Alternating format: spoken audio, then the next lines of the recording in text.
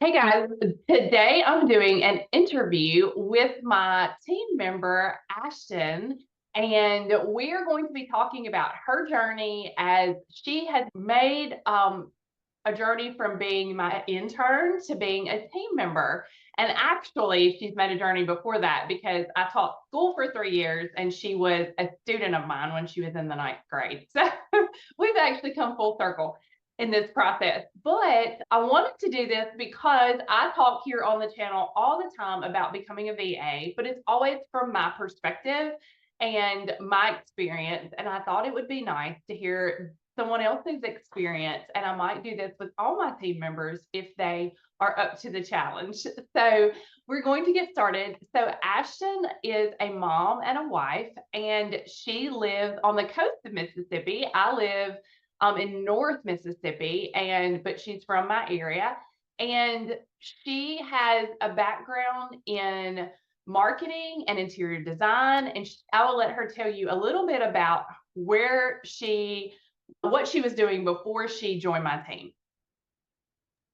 So I graduated high school and went straight to four-year university. So I went to Mississippi State University and graduated with a bachelor's degree in interior design and business administration. And then COVID hit and life was didn't know where I was going to go, moved to New Orleans, moved back to Starkville, ended up in marketing, and then met my husband. And then we moved down to Pascagoula, Mississippi, which is 4 hours from where I'm from. And I ended up doing some online work for some interior design, like residential work, and then got pregnant with my son. And going back to a regular job wasn't like in sight. Like that's not what our plan was. So I saw Alicia's post about an intern and thought, I don't really know what this is, but why not apply? I'm at home and figure out what it's about and see if it's something I'd be interested in. Oh, yeah, well, that's cool. I never knew really how you got to me, but I do an internship 4 times a year. I've been doing these since 2011. So I do not know how many interns I've had. I've been trying to accumulate those and see where everyone is now, but that's a process, obviously.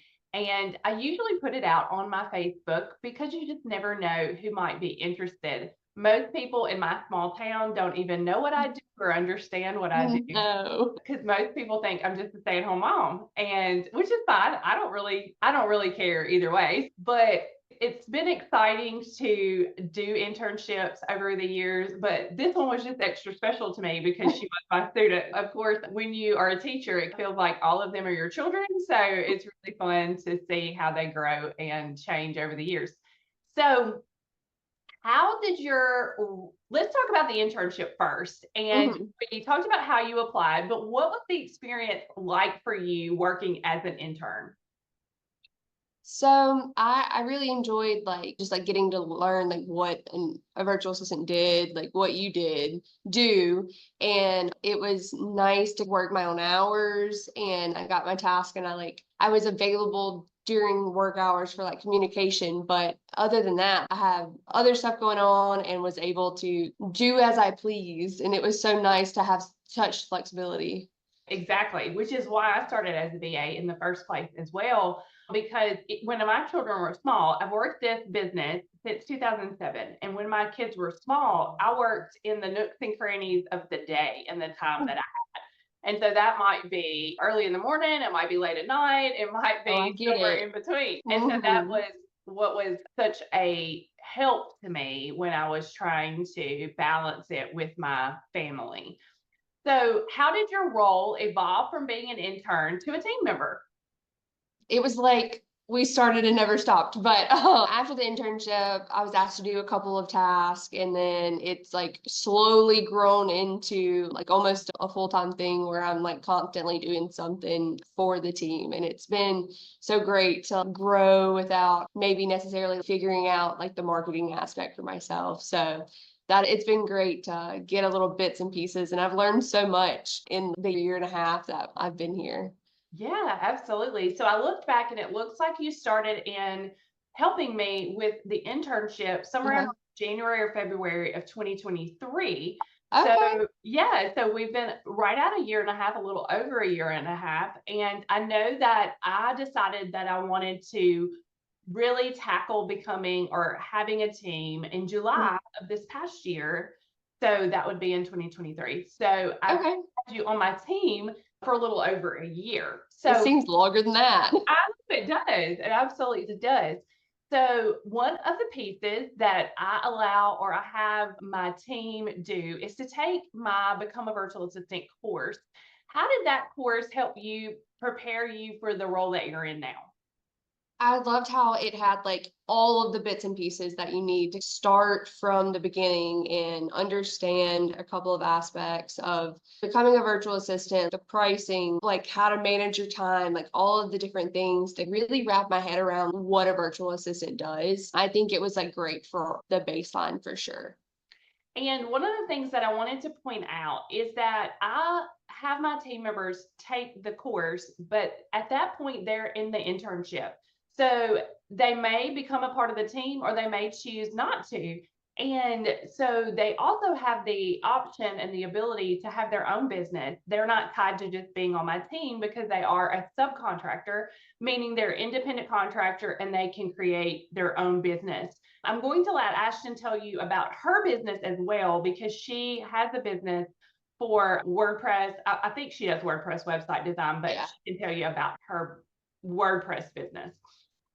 So this summer, I finally got around to setting up all of my stuff and I started my own business. It's more branding and logos and websites right now, but I am planning on to like shifting towards a little bit more virtual assistant work in the future, which I'm excited about and niching out because I think I finally figured out what to do. So, Yeah, uh, I always tell people choosing a niche is the biggest step. And the reason being, when I first started, I was just taking on work as it came to me. So it didn't really matter what type of work it was or who it was serving. I just wanted to, at that point, make an income. And yeah. so I did that for several years and really weeded out what I hated, what I versus what I really enjoyed. And just because you can doesn't mean you should. I love that phrase because there were things I was really capable of doing that I did not enjoy. So I weeded those things out. And also the types of people that you want to work with. So I think that that's one of the things I try to really emphasize with the course and Mhm. help you to understand. So now we'll switch back to the team and what it's been like for you working with a team. Can you share some like takeaways from collaborating with me and other team members? Yeah, absolutely. I have a broad background in design and marketing, but there's some things that I just haven't gotten to yet or haven't learned about. And so being able to collaborate with you has been like so great. You've been like a mentor to me.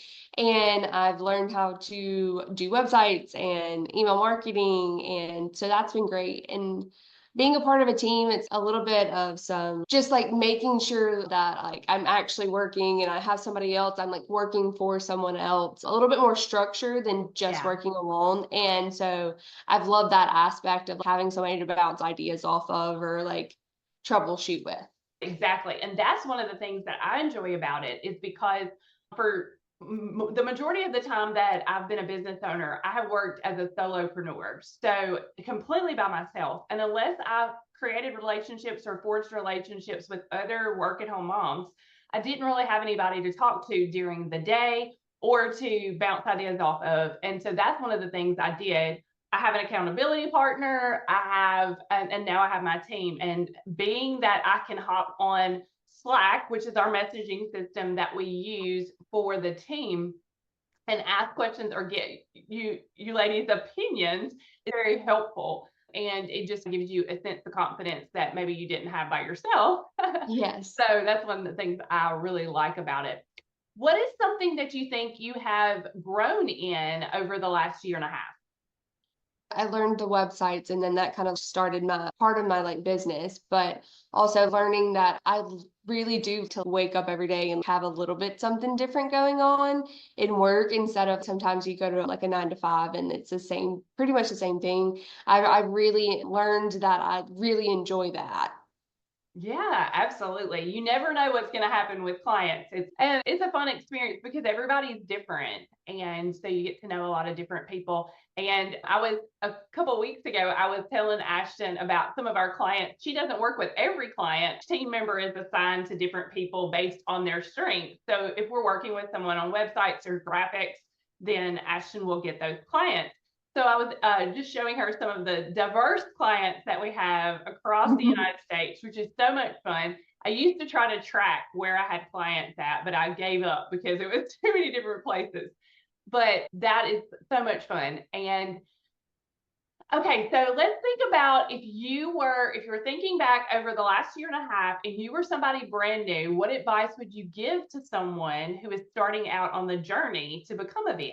Just have confidence in yourself. You can either ask somebody for help or you can Google and find out how to do almost anything if you Sure try. can. Continuous learning, I think, is key. No, just because you don't know how to do it doesn't mean that you can't figure it out. Or if it's something similar to something you're already doing, just go ahead and learn how to do it. Yeah, absolutely. And where do you see yourself in the future? Do you have any professional goals? So I mentioned earlier that I'm planning on niching out. I think I'm going to work on marketing and stuff to interior designers because I have the interior design background. I have the online interior design. I think that I could really help probably mostly women their everyday task and not necessarily be like one on face to one on one with interior design clients like I have before, but be a virtual assistant for those people specifically. So that's my goal within the next year is to like really start doing that.